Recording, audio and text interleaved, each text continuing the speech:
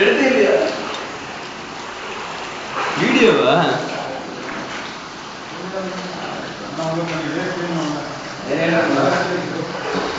எல்லாம் ஊர் காலி பண்ணிட்டு இருக்காங்க.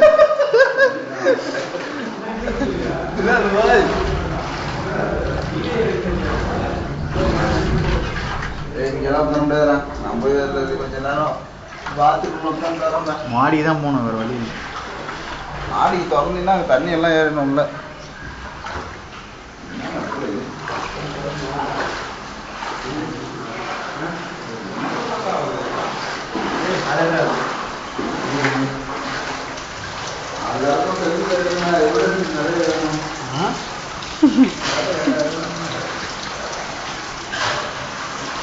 அப்படியே நான் நெஞ்சிலே மார்பிள் அடிச்சு